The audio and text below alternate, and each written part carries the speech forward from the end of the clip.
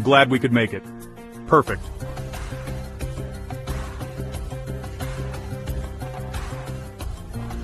Ready for Frank About Health. We're ready to talk honestly.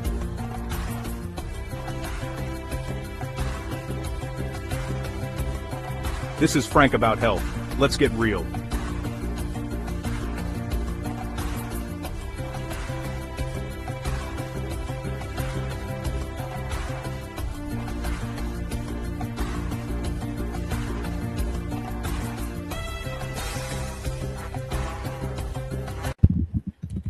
Hey everybody, and welcome to a new episode of Frank About Health. Today is August 13th, 2026, and I am welcoming to the show Mr. David Yep as well as Caitlin Doemner, and they both have a very interesting integrative approach to mental health between families and their children, parents in particular. But it'll be interesting when you hear the term godmother used throughout the show, because in some ways, sometimes you need your godparents. As a godfather of three, I do know what role that does take on, but you'll also learn throughout the hour that the brilliance of artificial intelligence is very instrumental in what David is offering through his company, Aingelic.net, which at the same time houses the Godmother platform. And you'll learn more about that during the show.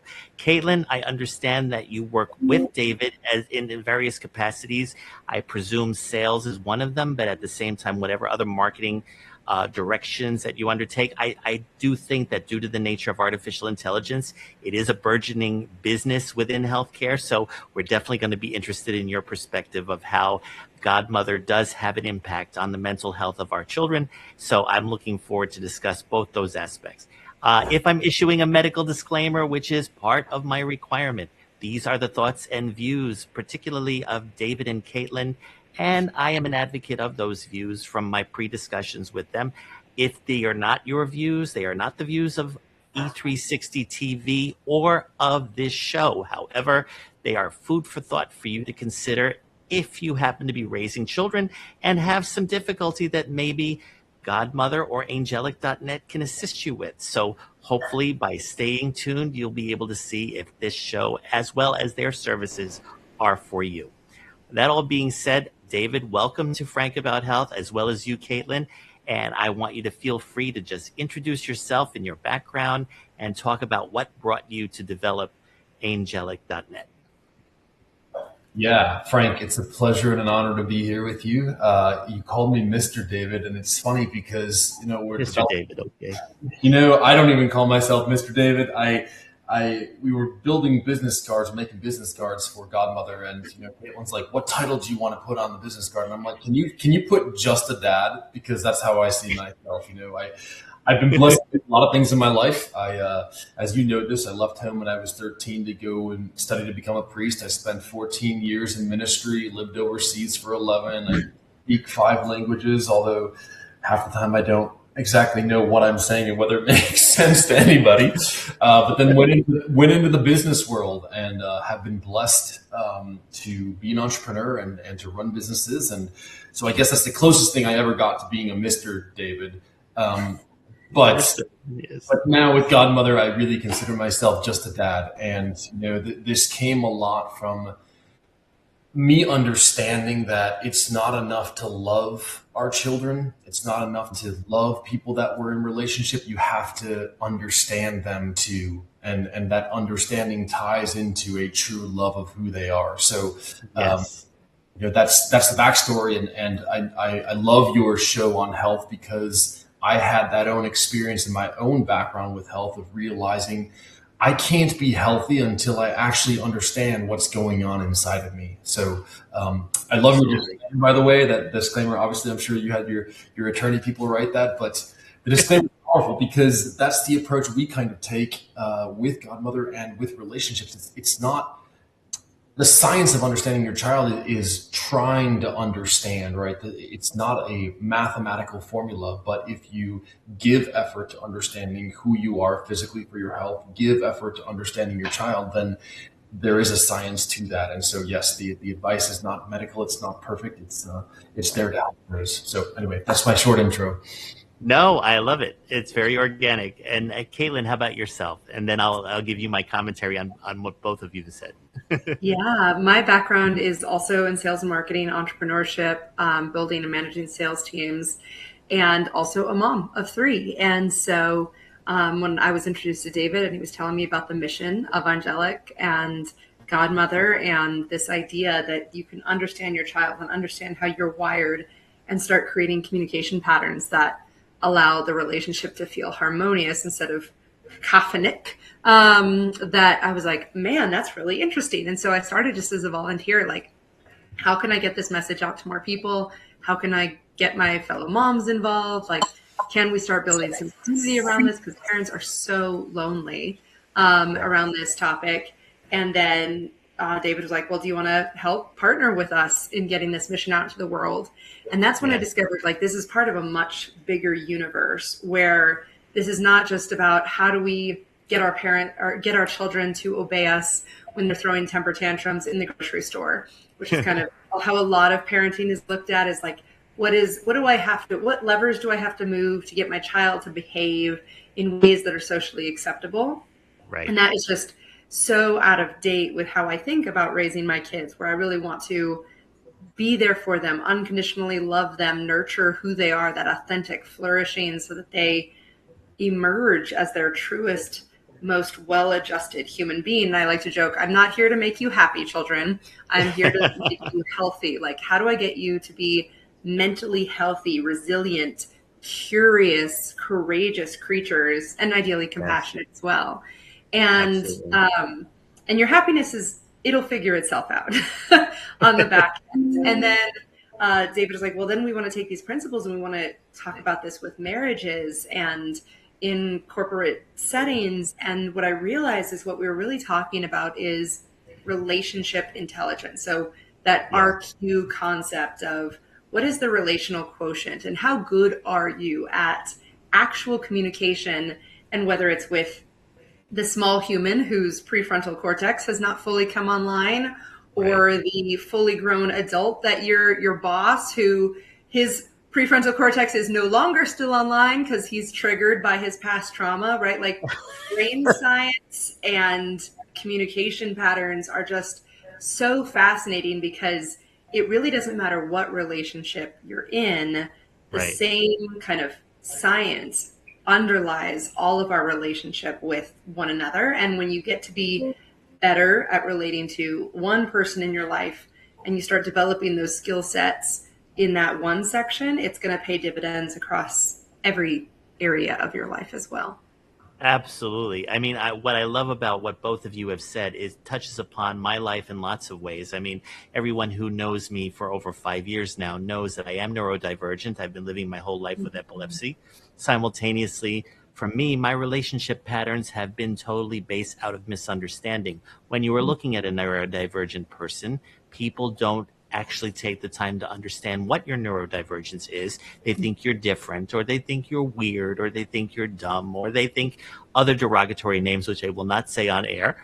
But at the same time, what I find interesting is that my inborn intelligence, my intuition, as well as my extensive education, I mean, I have 3 master's degrees for starters, but it has allowed me to cover all the gamut of life, from the entertainment industry. I was working for the music industry for 10 years, from the business industry, working for banks, insurance companies, as well as becoming an entrepreneur and focusing on healthcare of all things, the most gray area topic that you can imagine in terms of entrepreneurship, when you really got a lot of legal and legislative dynamics at play, when all you're really trying to focus on is health and wellness of our common human being, our family members, our friends, our colleagues, whomever. And yet there is a constant divide between the profit mentality and just mortality rates.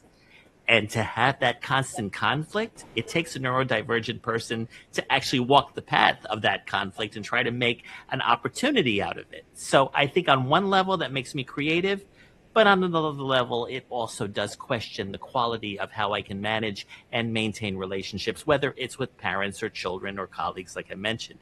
And so I like what you said, David, about you're just a dad. Okay, so to thine own self be true. But isn't it interesting that when you do present yourself in your most authentic way, people are questioning it? I don't know if we're living in a social system that tries to make you only look at the surface of a person. And Yes. therefore, when you're told constantly that communication is key, then allow me to communicate. Don't resist every time I'm trying to engage with you and know you better, and so forth and so on. So I think that's why I developed Frank About Health, because I want to bring out these issues and these dynamics that I'm sure you both have seen, and be able to make some correction, at least in the public view, especially for those that are dedicated to having the healthiest relationships. I think it's going to be interesting to know more about Godmother, because artificial intelligence is actually our friend, especially in the kind of dynamics that we are working on right now in health and wellness. But you notice there are a lot of people out there that are afraid of it. I guess they're not thinking about it as an ally as much as many of us realize it can be if it is managed and treated correctly, just like we want to treat our children, right? So I just pretty much like both of what you said, because it really wraps up to what I'm trying to achieve, especially with this episode. I think we're scared of what we don't understand. And, going back to your kind of your past of not being understood, and, the neurodivergency, and, people associating me with, they don't want to look at me as just a dad, right? Because they're like, well, you have to be the CEO because you founded the company, right? And I don't think it's malice. I think that as humans, from our earliest childhood, we try to categorize things, right? We try to put it into things and into paradigms that we can understand, into structures that make sense for us, right? It starts with good and bad and ugly and not. And I think that we have sometimes such a bifurcated vision that if something doesn't fit in that, we're just like, it's bad or it's weird and I don't understand that. I mentioned to you my own experience in the health and wellness industries, which was in part some of the foundation for how we built Godmother. So I've been blessed, more than many to be able to do functional health, blood testing, and like understand my biogenomes and like my blood work and what am I food sensitivity stuff. Like I was blessed to be able to do all of that. And it opened this whole world to me, Frank, because like when we look at fitness, we're inundated with fitness stuff, right? Like it's you see workout routines. Anybody that's doom scrolls on Instagram or TikTok, like you're gonna see one, and it's wild. You'll see a video where this guy's like, once you hit 40, you got to do like all of these bench presses because that's the way to do it. And then you scroll to the next one, and the guy's like, once you hit 40, don't do bench presses because you. And you're like, what the hell? Like who do I believe? And so, but with the gift of being able to do testing, I started to really understand myself and say, okay, what works for Frank in a health and wellness space is not the same as what works for Caitlin, which is not the same as what works for David. Correct. And so when you talk about your neurodivergency and that lack of understanding, like in my opinion, it's really a result of that, is that humans, we categorize, and when someone's outside that category, we don't know where to put them. And then we don't know what the solution is for them. And in reality, the solution to health and wellness is you have to understand your own body. You have to understand your own mental health in order to know what you need to become healthier, right? Correct. And I feel like neurodivergency is one of those things. It's almost like people who are overweight. Like we can all look at somebody and more or less tell someone's obese, right? It's easier to see. And in the neurodivergency space, it's kind of the same. Like you can know someone who has that characteristic in the mental health side, but in reality, the health issues that afflict so many of us are unseen. Like you don't know whether you've got high blood pressure. You don't know whether you have. I work out 4 or 5 times a week, and I have extremely high triglycerides, and there's not like it's genetic. Like there's really, so anyway, I just wanted to respond to your point about that knowledge of self and understanding, from a health and wellness, from a mental health, and then obviously what we're trying to do in Godmother from a relationship. It starts with that true understanding of who you are and what you truly need. And the willingness to face the truth of who you are and learn the truth. Sometimes when I find out new things about myself, like I've done the Ancestry DNA kit or 23andMe, or even when I was genetically tested for epilepsy and they found out, yes, it's a chromosome on it's a marker on one of my chromosomes, which then indicated that I was meant to have epilepsy. So now use it as a badge of honor and try to help the community out there, not just of epileptic individuals, but of anyone who has a difference in their health condition, whatever it is, and therefore provide the knowledge so you can reduce the fear and everybody putting things in compartments so that they can just understand the very basic things.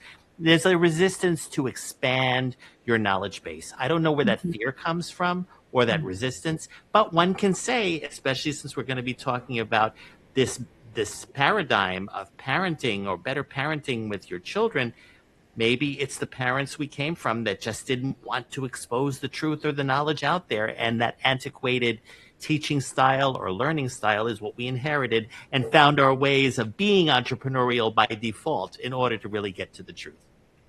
Yeah, from an anthropological standpoint, I'm like geeking out over here because I do feel like we don't really understand. So psychologically, right, this idea of self really emerges right alongside the emergence of other, right? So we don't actually have a sense of self until we recognize that we are different from the other. And you see this historically in civilizations, right? The emergence of me, mine, tribe versus you, your tribe. And this sense of otherness is what really allows us to create a sense of identity.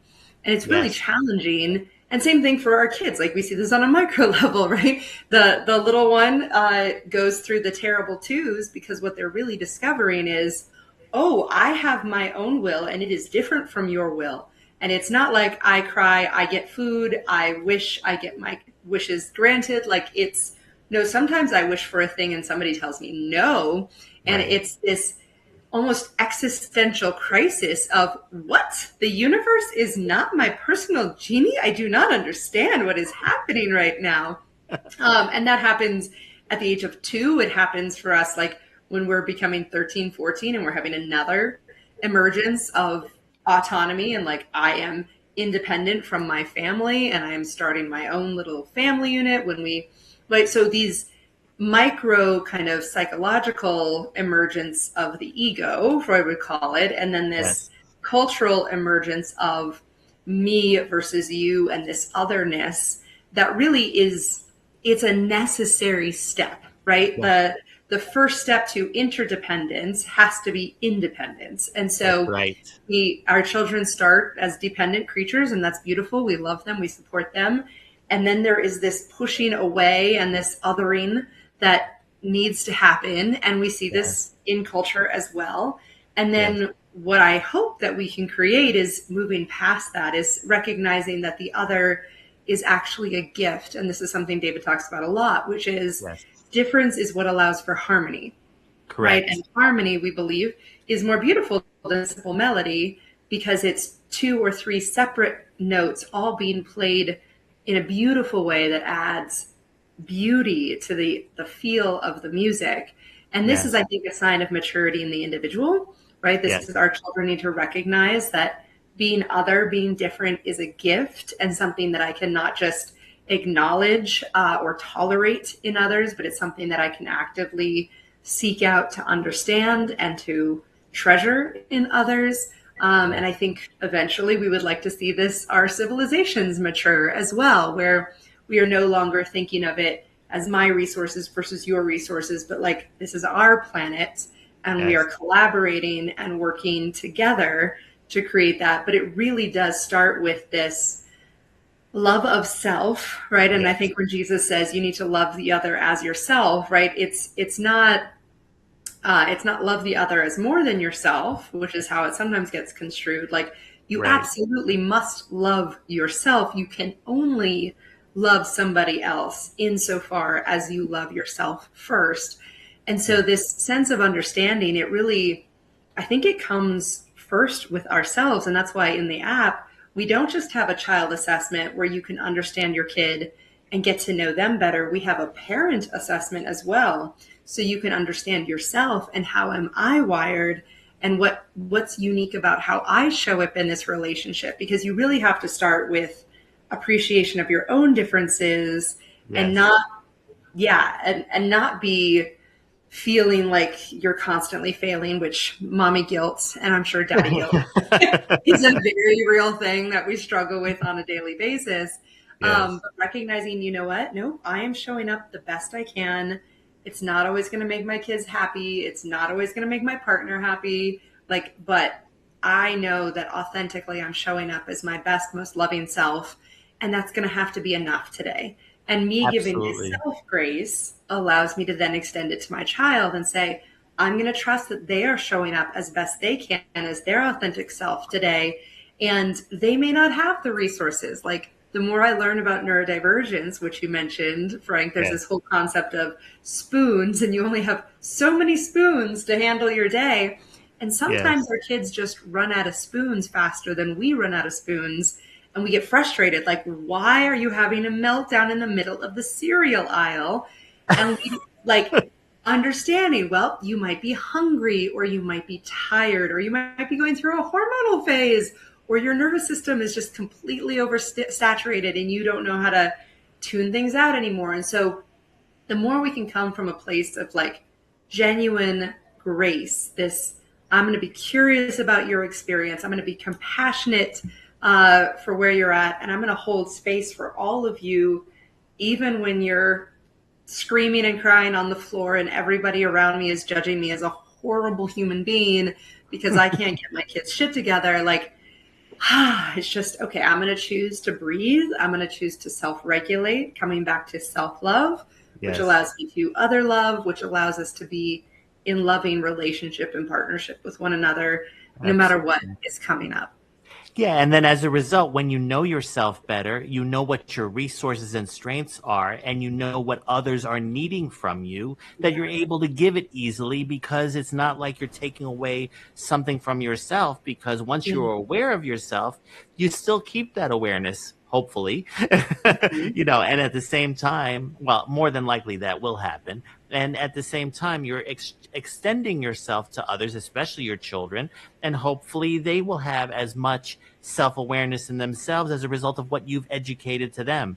I mean, both of you are definitely on par with what I've been trying to advocate on this show for the last 5 years. So that, I think, is a perfect thing to just simply say, David, what made you develop Godmother? I mean, I know you have a love of technology, obviously, but what got you so personally vested and driven to create this platform so that both parents and children can have the best assessment to really bring together their dynamics for mental health? If I had to pick one word, I would say openness. And, it's funny, I'm preparing a TEDx talk, and you got to establish yourself as an authority. And I'm like, what makes me authority is 40 years of struggling with human beings and, breaking down all of my own paradigms around life. I come from a background of having thought that I had all the answers, whether it was philosophically, religiously, scientifically. And this whole process for me of life has been one of being open to learning about myself, and which then extended to my openness to learning about health, right? And what makes me tick, and the openness to learning about my mental health, which has then led me to this openness to others in general. And I think it takes a lot of humility. You ask like why humans, like why we struggle with this, like why we struggle with people who are different or things that we don't understand. And I think it takes a lot of humility to say, I don't know the answer. And I think one of the main things that I hope to teach my kids is like, I don't actually have all the answers. And we come from whether it's a generational thing or it's a human thing, like we want to approach our kids and say, hey, I know the answer, right? It's not safe to cross the street.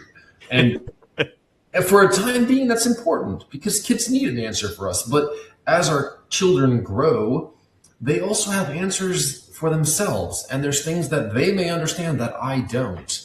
And so to kind of take that approach of openness to say, I actually want to understand the person in front of me.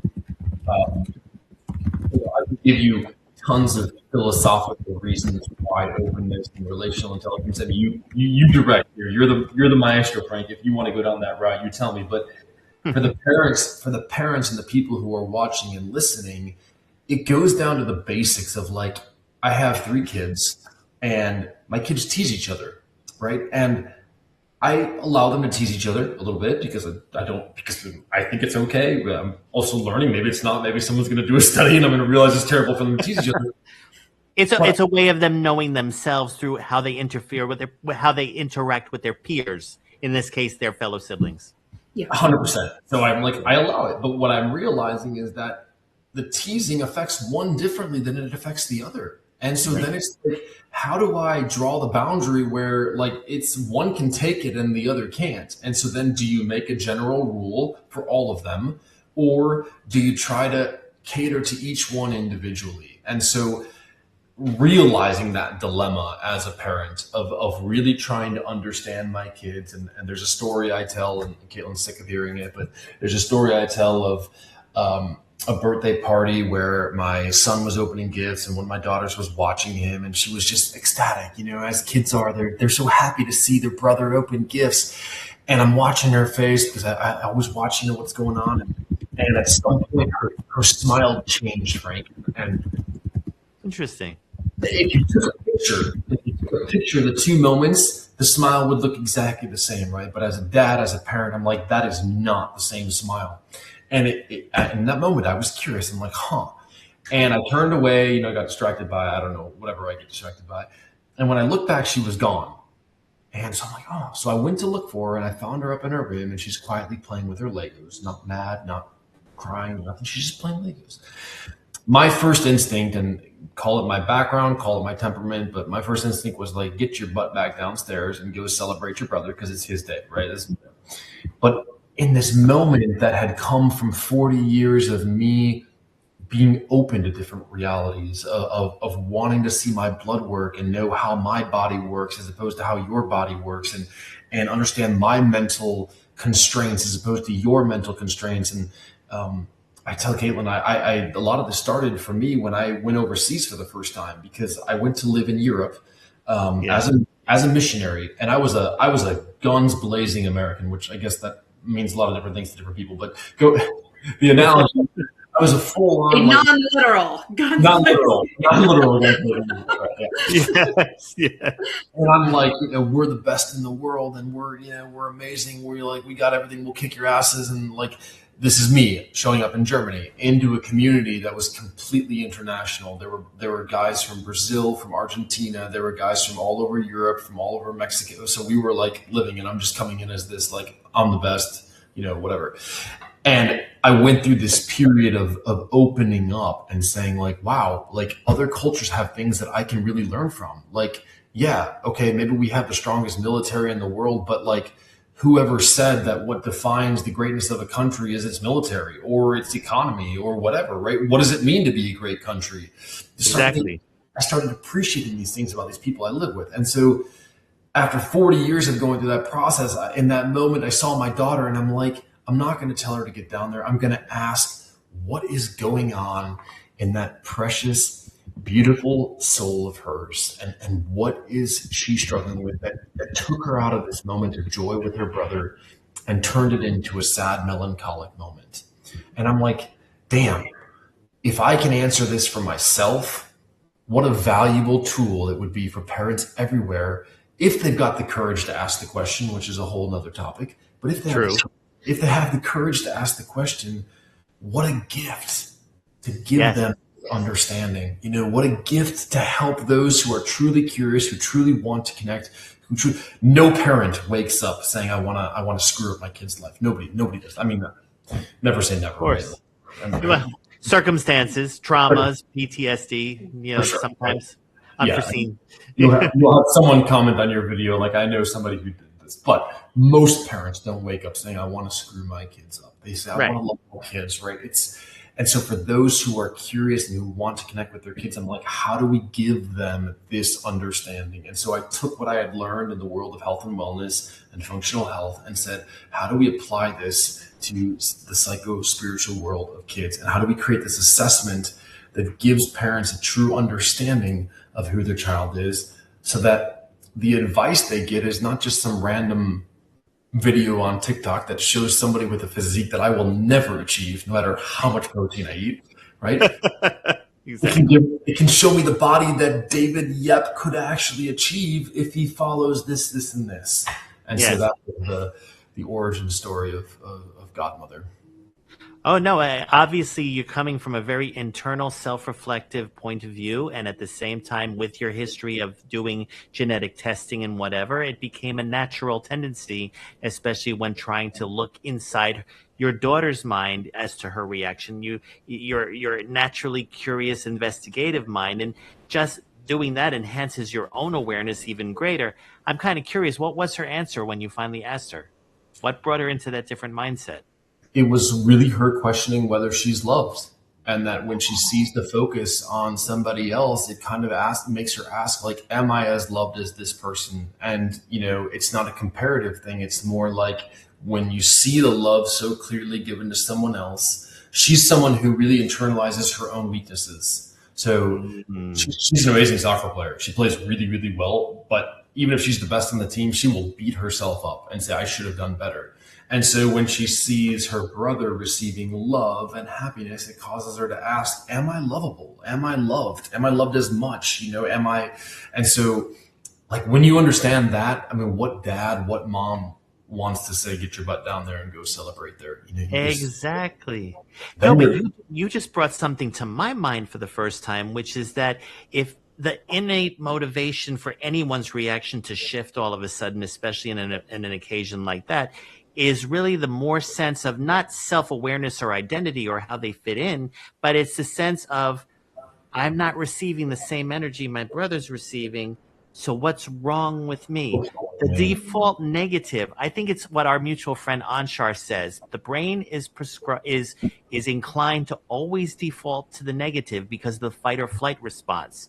Maybe it's a neurodivergent response, or maybe it's just the way the brain is programmed, but I gather we as parents, or even as children, the recipients of that parental affection, are really dependent on reprogramming our own brain, which helps with the individuation process. That's pretty much a conclusion I just drew from what you've said.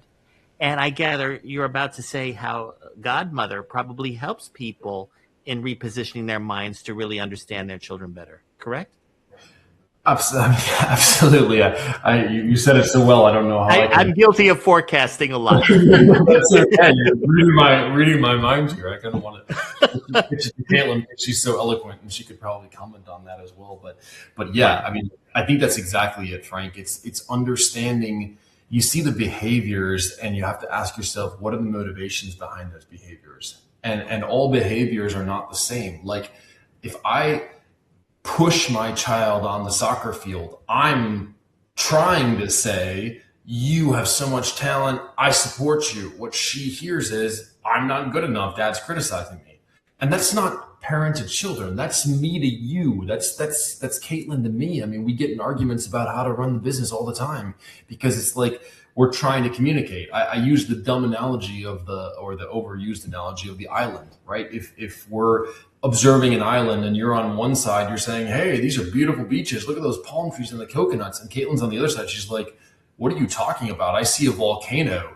And then the conclusion can be like, we're wrong. You're wrong. I'm wrong. But the reality is we're just looking at different sides. And so what Godmother does is it gives an in-depth assessment of who your child is, to understand what is driving them, what are the motivations, what are the deep feelings behind the behaviors that you observe, and then teaches you how those interact with who you are, how those around them are, and then gives real-time advice. And we got to go back to your medical disclaimer at the very beginning, right?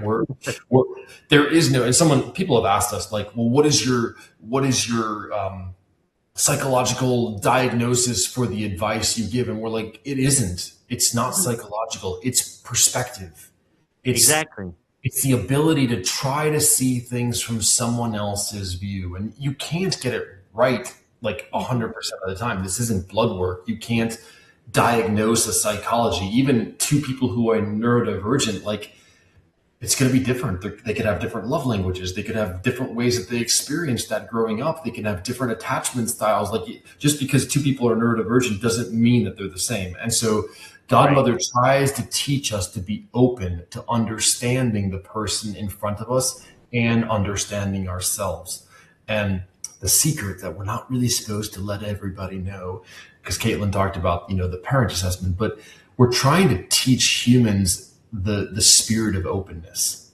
Because if you can be open to realizing that your child is different and that differences are beautiful, then you can be open to realizing that you also are different and that you also are beautiful, which then teaches you that the other political party can also be beautiful in its own way, and the other country that you want to go to war with can also be beautiful, and someone of a different religion or different race or different orientation. Like, if you can teach humans this openness to discover that there is beauty in difference, and as Caitlin stole my analogy, right? It's the harmony in an orchestra, right? If we're all playing the same note, there's no harmony.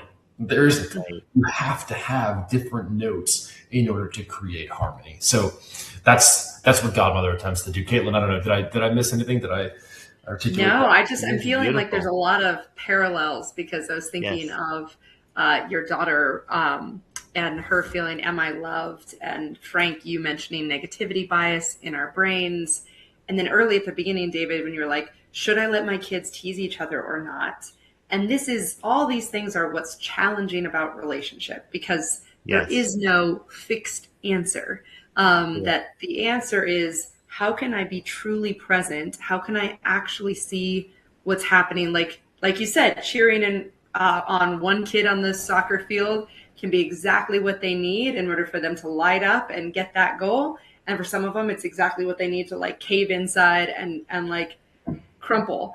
And so it's like watching our children and staying present. And I'm increasingly convinced that the sixth love language is just paying attention. Yes. And it is the hardest of us to give, especially in today's day and age, where everything is vying for our attention. Yes. And just to be present and look at our child, because our child is always giving us signals, verbally, non-verbally, like their faces, their body language. And so similarly with the kids when they're teasing each other, right? What we're actually trying to teach our kids is not to treat everyone the same. We tend to talk a lot about equality, of like, oh, let's treat everyone the same, but that's not actually equity. Equity is treating every person the way they need it to be treated. Correct. And so there are some kids who like, man, the more sarcastic, the better. They're just like, yes, now I know you're being real with me and I am safe to be myself. And so sarcasm, like my oldest daughter, oof, she loves sarcasm, she eats it up, right? Yes. My youngest one, nope, can't handle sarcasm. He thinks of it as like hidden aggression, right? Yeah. So what we really need to teach our kids how to do is not to follow established rules, but to actually respond to the person in front of us in real time. Right. And that is only something that we can teach through modeling. And that is why I think Godmother is so important, because what it's trying to do is raise that level of self-awareness to say, got it, I'm different. I have unique patterns that I have accumulated over several decades of being a human. And my partner or co-parent is probably also a completely different human with their own very different patterns. And we are both trying to like figure out how to cross current create a culture for our family. And then we bring up these new little baby humans who are not anything like us. They are completely individual beings. Yes. And they're now growing up in this maelstrom of energy vortex that we've decided to create as a family unit. And it's like the more you can just honor that this is a continuous dynamic flow of emotions and thoughts and feelings and past history and just say, okay, I don't always know the answer and I don't have to know the answer, but I need to give myself permission to take a step back, to breathe, in this case, to pull up my Godmother app and say, what the heck is going on? And find my way to what we call in our family, the most generous interpretation. And that has been probably one of the most helpful keys for our own family dynamic is here's the set of facts. Here's your interpretation of what that means. Like, this happened. Bobby took your iPad, right? And then it's like, okay, most generous interpretation. Bobby didn't know that it was your iPod. He thought it was his iPad. He wanted to play with it. He didn't think you were playing on it. Instead of like, Bobby is a meanie head and he steals my stuff and I hate it. Right? So it's like, how can you, and I love your word, David, perspective, which is just, how can I shift my perspective? How can I see this situation in a different light so that I don't feel like a victim? I'm not making anybody else out to be the villain, that my goal is just empathetic understanding, and that, yeah, curiosity and compassion are the two things that I keep coming back to is what's really going on inside of you and how can I create safe space for you to be that version of yourself, even if it's not in alignment with my perspective of what's going on right now. We can talk about it and I can say, okay, this is how I saw it. This was my intention. This was where I was coming from. I can see and I can understand you and where you're coming from. And then we can kind of co-create shared meaning around this thing and what happened. And what I've found in my own experience is if I can get to understanding, it's even better than forgiveness. Forgiveness is, I'm still the victim, you're still the villain, but I'm going to pretend like it's fine, which is how a lot of people use this word forgiveness. But understanding is like, oh no, I can literally see how from your perspective, you were doing the best you could with what you had and where you were at. And I can compassionately like release my resentment of the situation. And so that's the thing that I keep loving. This word understanding sounds so trite the first time we use it. Like, don't you want to understand your kid? And you're like, that sounds great. But like the layers of what really is meant by true understanding, like it just keeps bearing fruit in my life the more I meditate on this concept.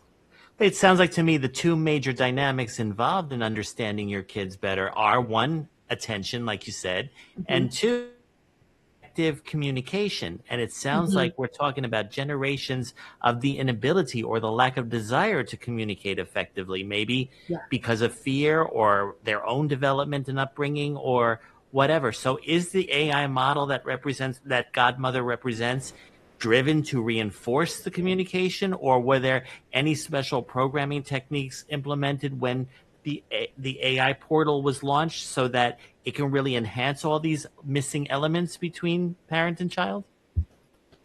Yeah, I appreciate that question, Frank. I actually don't talk about us as an AI company. I do think that I do, which is okay.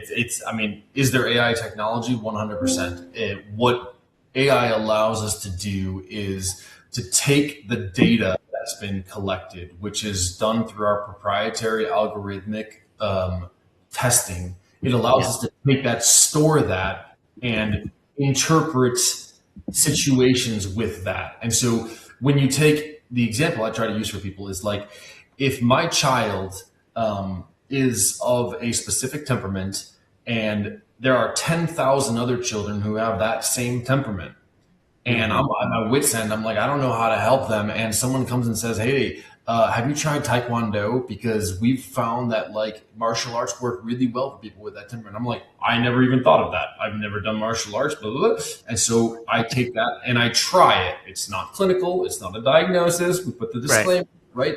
But it's informed and it's an idea to say, hey, how do we try that? And so what AI is helpful for us to do is to take the data we're collecting, compile it, and then give it to you in a way that you might not have thought of using it in the past. And that I think is that's the power of the technology, I guess, and the using technology for kind of where we're at.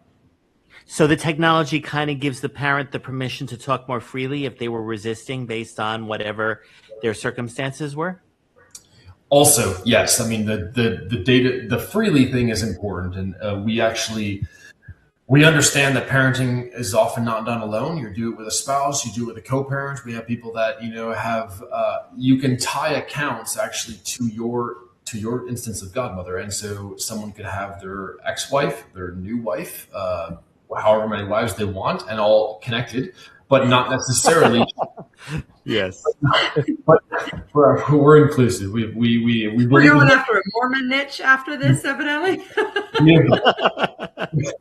I believe in helping kids all over the world, regardless of their circumstances. But you have the ability to talk about your child independently of how your spouse might talk to them. So, as an example, Right. I do the assessment for myself. I do the assessment for my child, and I, get real-time advice into how we interact and what our sticking points may be.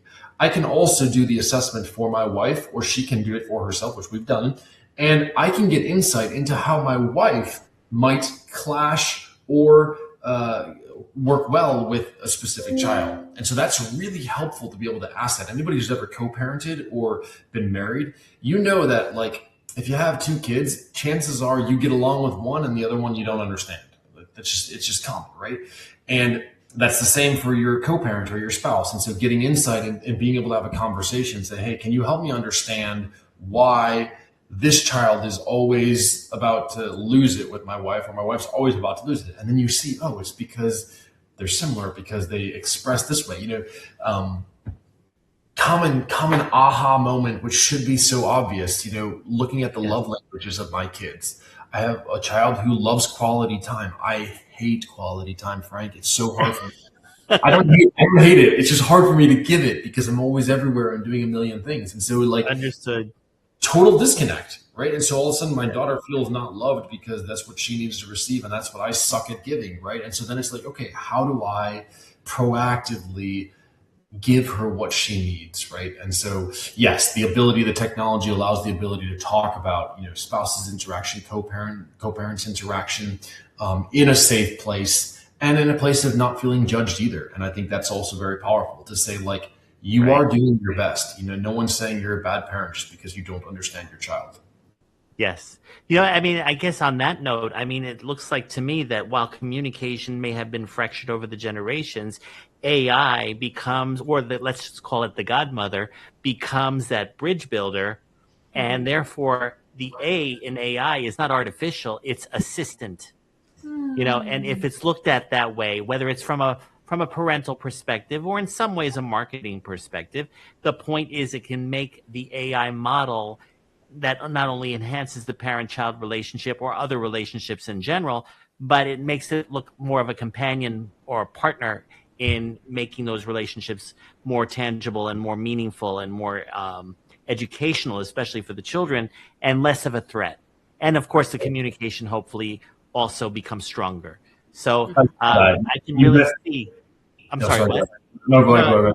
No, I was just going to say, I can really see how your own vision, based on your life experience with your children, definitely looked at the brilliance that AI does offer and allowed it to become a real. I don't want to use the word surrogate loosely in this case, but it definitely became a real supporter to make sure that the quality of the relationships with your children and allowing them to individuate or fly much quicker and easier actually served you much better in this deluged world we're living in, where your attention is probably a millisecond's worth of time.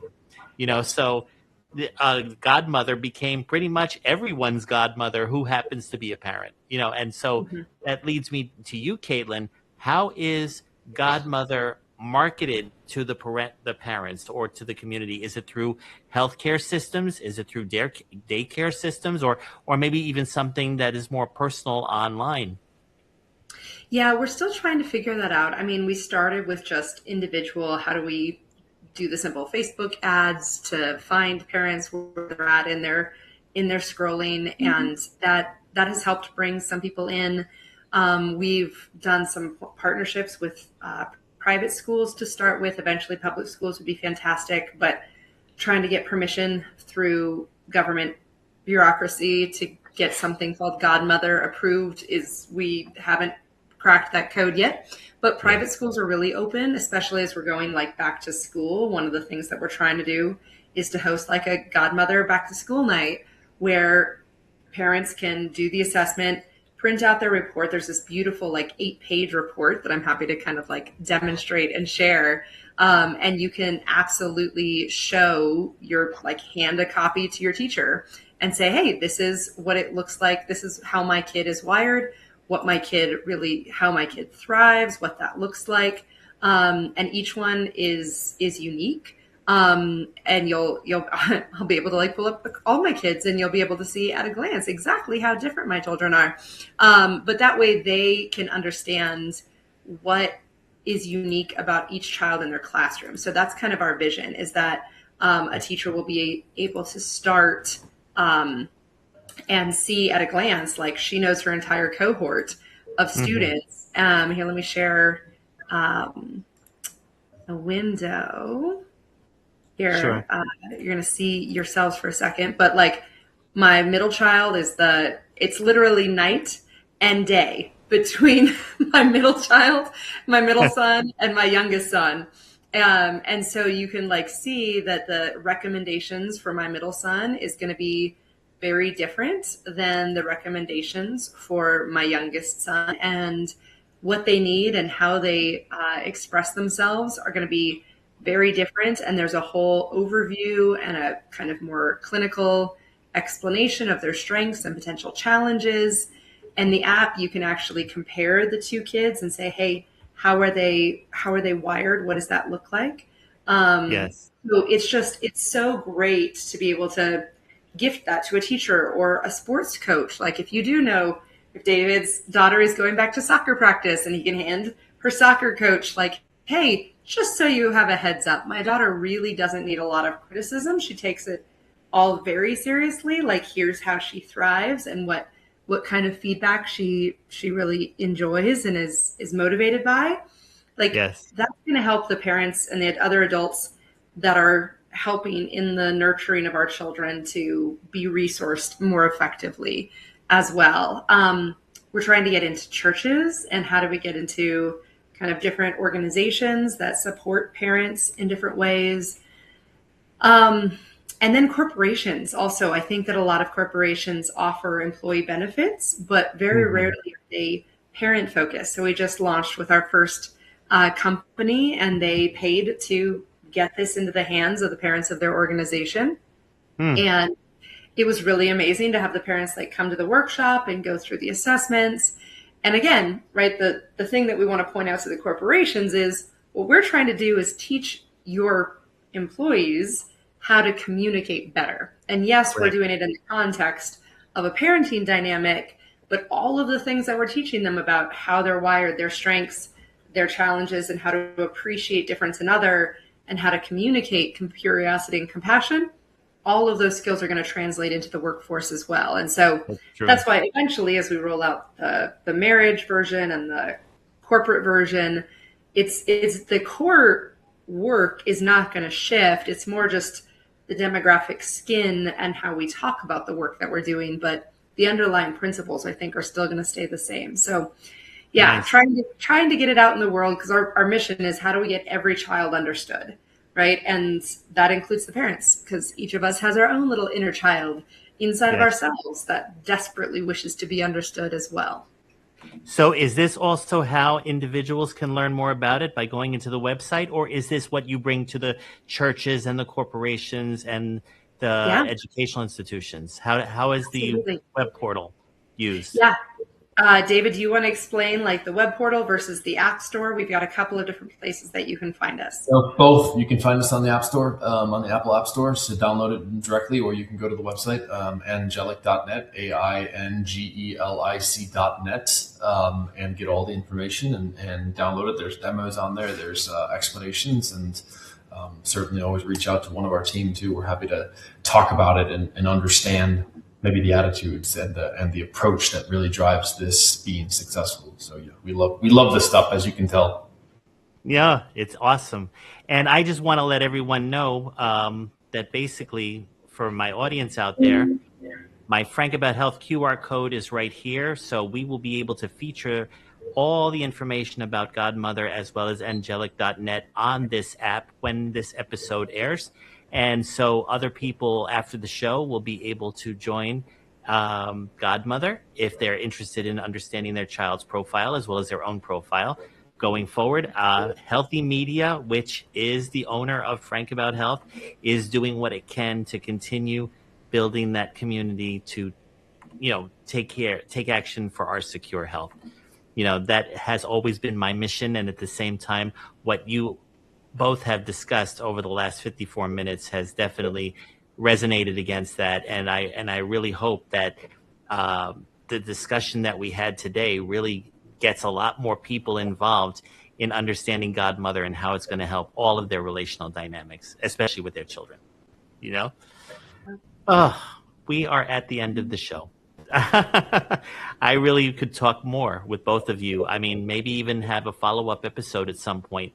But I wanted to thank both of you, especially you, David, in telling your backstory and even the circumstances surrounding your brother's party and how it impacted you with your daughter. And of course, Caitlin, with your marketing savvy and your ability to really loop everything in from a commercial as well as personal perspective, the key word perspective. I am really grateful that we were able to do this show today. I think it's going to reach a lot of people in my audience base, and I know that we definitely have a lot more to talk about beyond the show. So I am going to sign off and say to everybody, thanks for paying attention to this episode of Understanding Your Child with both David Yep and Caitlin Doemner. And we will be back next week with another fresh episode of Frank About Health. I thank you both for being here, and I will see you all next week.